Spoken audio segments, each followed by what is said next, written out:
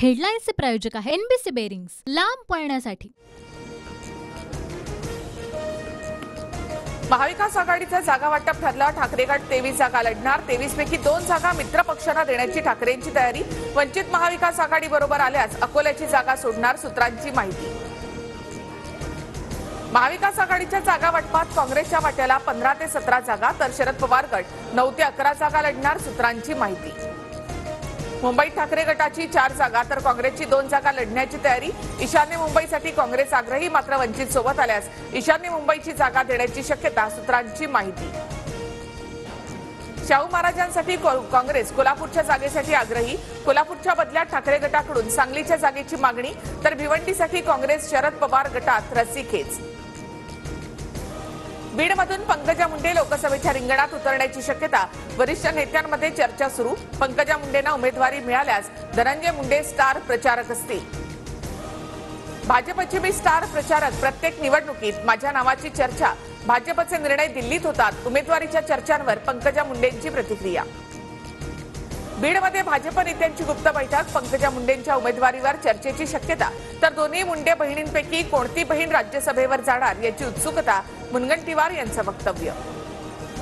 एक भाऊ बहिणीला दिल्लीत पाठवण्यासाठी प्रयत्न करतोय, तर दुसरीकडे भाऊ आणि बहिणीमध्ये लढत होणार। पंकजा मुंडेंचं उदाहरण देत रोहित पवारांचा अजित पवार यांना टोला।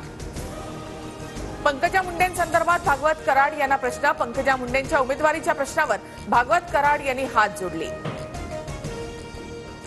छत्रपती संभाजीनगरच्या जागेसाठी भागवत कराड इच्छुक, मात्र केंद्रीय निवडणूक समिती उमेदवार ठरवणार। भागवत कराड यांची प्रतिक्रिया, तर गद्दारांना भाजपची वेठबिगारी करावी लागणार। अंबादास दानवे यांची टीका। रत्नागिरी सिंधुदुर्गच्या जागेवरून भाजप आणि शिंदे गटात रस्सीखेच। शिंदे गटाकडून सोशल मीडियावर किरण सामंतांचं स्टेटस, तर रत्नागिरी सिंधुदुर्गमध्ये कमळ फुलणार। प्रमोद सावंत यांचं वक्तव्य। दिल्लीमध्ये भाजपच्या केंद्रीय निवडणूक समितीची बैठक। 1 ते 2 दिवसात लोकसभा निवडणुकीसाठीची पहिली यादी जाहीर होण्याची शक्यता। पहिल्या यादीमध्ये महाराष्ट्रातील उमेदवारांचा समावेश नसेल, सूत्रांची माहिती।